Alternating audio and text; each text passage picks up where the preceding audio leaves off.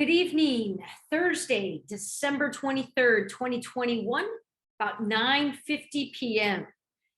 Back home in Sarasota, but admittedly, I am a bit discombobulated.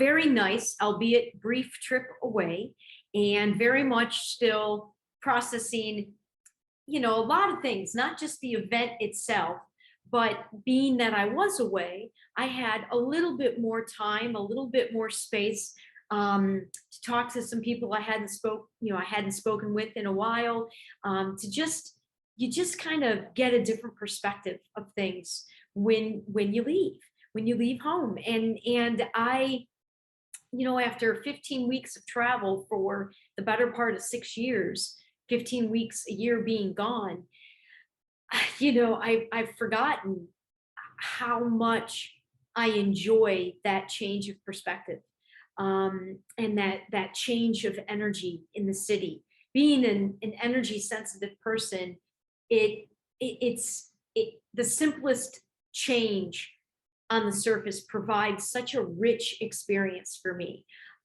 Everything from just where I stayed right in, downtown Miami, but even I ran 2 of the 3 mornings and I just ran down this main road like 5 miles one way and back. And I went the same route both days.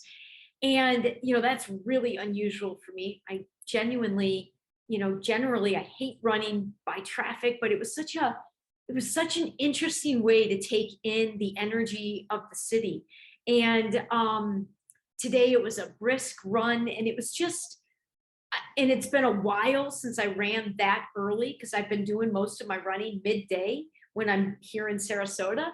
So I'm just, like I said, the smallest of changes for me provides I just feel so full of richness from the experience and well beyond what I went down there for. I'm probably not conveying that very clearly, but all to say, I'm definitely still in sort of that mode and not really feeling all that grounded or present yet being back home. But we're sticking with our 28 videos in 28 days. And there are specific reasons why I chose 28 and why I chose the days that I did, that I will get to in another recording. Today, I just want to give some topic teasers for where we're going. As I mentioned in yesterday's video, we are now going to move away from the specifics of the online marketing course and the less than positive experience that served as the driving force to this Giving Myself Voice series that you are in the midst of watching. We're now moving from the specifics and we're panning out to higher level topics, themes, issues facing society. And I'm going to be able to begin talking to them based on my experiences, building some constructive criticism, some opinions, some thoughts. And more than that, I have built an entire project around, this is Peanut.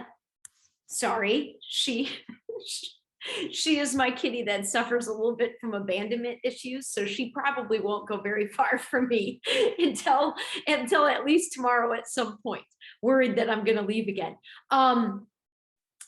My constructive criticism of these things is directly what led to, because I am about putting the words into action, and providing criticism is good, I guess, but it's even better to me if you provide criticism with a proposed solution, right? So that is what I've done with this project. It is a not so small, it's not a rocket science solution by any stretch of the imagination, but it is a project of action. It is an experiment of energy. It is co-creative at its nature, and it is intended to help inspire this much action from a relatively large number of people. The goal is 4 million people to help raise, by dollar increments, $4 million to then be completely redistributed. My company of me, I'm just a conduit of this. I don't benefit in any way. I make no money off of this. The only money that doesn't go right back out is all the money that has to go to business taxes and the in-between companies like PayPal and Venmo and that crap. We'll get to all these specifics, and I'm going to have to try to temper my excitement because I really can't believe how well this series is already serving me. I mean, the whole point was to finally get myself to break through my limitations, my self-imposed fear of giving myself, my experience, my ideas full and complete authentic voice. And I have done that. This is video 11, and the change within is real. And I'm already experiencing things in my external world reflecting that change that's taking place as a result of freeing myself in this way. So it's going to probably take work as I keep going to keep the excitement balanced and to keep things grounded, because I could take the topic of discussion into all sorts of tangents really quickly. And I really want to try to be as concise and clear as possible when we talk about each one. Okay, so with that said, one of my, I think, strengths and gifts is the ability to really harmonize differences and to help bridge gaps. I'm somebody with such a vast array of life experiences, and I've always been accepted. I said it before, I'm on everyone's team and nobody's team. I can be in a place like the halls of Microsoft all the way to my hippie organic farm, which are two incredibly different environments, and be completely accepted in each environment as, one of the group. And I think one of the high level things that we need to really begin to break from is being so identified with groups and from this preconditioned notion of us versus them, and substitute in whatever us versus whatever them. We really need to learn how to better give space and time to really feel, understand, and appreciate the experiences, the perspectives, the thoughts of people that we would identify as outside of any one particular group with which we identify. And this happens to be something that I feel I excel in. I do really well because I so easily can identify and relate at least one part of myself, no matter how different the group is. I don't ever want to be pigeonholed into any group whatsoever. And we'll talk more about that. But I think that is one of the aspects of my life that is going to really serve me as I go forward here, because in a lot of ways, it's allowed me to better find this center point of being able to be in the middle of any sort of group, any sort of spectrum of experience, spectrum of opinion, spectrum of anything, and to be able to stand in the middle and go 360 degrees and really be able to put myself anywhere on the periphery of that circle and see and feel something from all the aspects, or from certainly more than just one or two. And not being married to any one particular thing. I consider myself a very wide open person. And because of that, I feel like I'm able to really dive into and feel and analyze things from deeper perspectives, because I don't get my panties in a twist if I entertain something that I might not personally agree with or see. I can sit with it and be with something as if I did agree or see it that way. And I still don't see that as often as I think is going to be the reality when we're further more down this evolutionary timeline which we find ourselves in. So some of the topics that we're going to be talking about in the upcoming weeks, we are going to talk a lot about multidimensionality. we're going to definitely talk more about the masculine and feminine. We're going to talk about abundance and lack.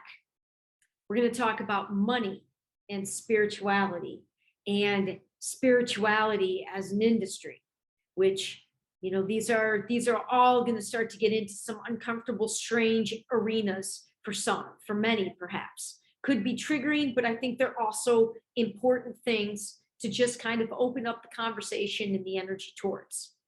Definitely going to be talking about hierarchy and power structures and our need to remove ourselves from them, to lessen those in our lives. But part of that is going to be able to be real about our blind spots within, in terms of where we've been on those hierarchies and power structures, and understanding what our conditioning has been within those placements, and where our blind spots then may be as those begin to melt away and we learn how to interact outside of them. That's a big one. Big.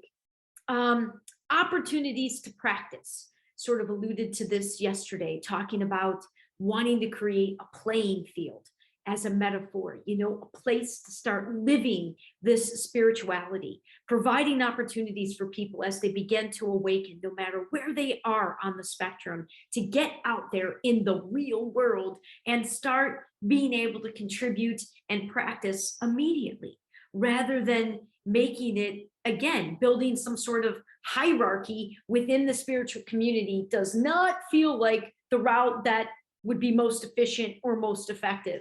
And yet that's the route that I personally see more of as of right now.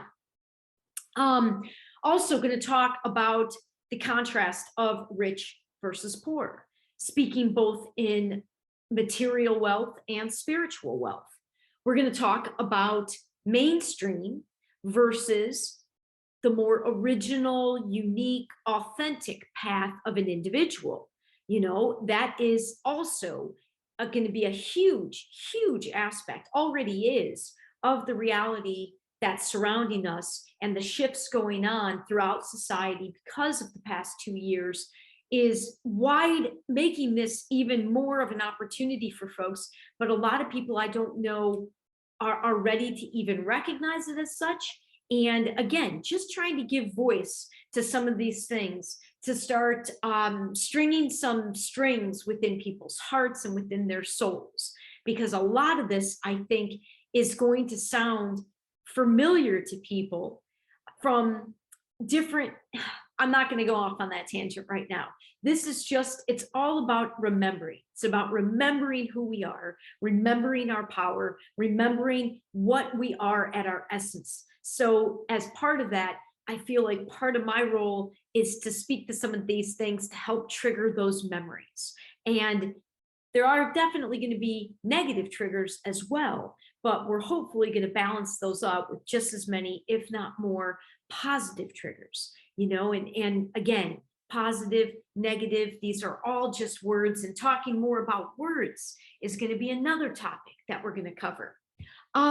So I think that is sort of enough of a teaser. These are all the areas that I plan to have dedicated shows to in the upcoming weeks. We'll be also talking about commitment, responsibility, choice, freedom, sovereignty, focus, perspective, all of these things, destiny. These are all topics that can and will deserve a dedicated time to dive into them from the various perspectives, and using my own life and my own experiences and stories to help depict different aspects of these topics. And again, it's more from a, you know, spiritual lessons, I guess you can call it. And it's also to help pave the way to explain more about this project of mine that is very much intended to be a co-creative experience for 4 million of us, to watch and see what this much change, this much of an action step, and what we can do together with that little of an effort. This is just one little experiment to show you and to give and wet the whistle for how quickly we could change this world. And it is happening, and it is unbelievably magical. And I'm super excited that I'm finally stepping into all of this with as much fearlessness as I've wanted to be doing this for years.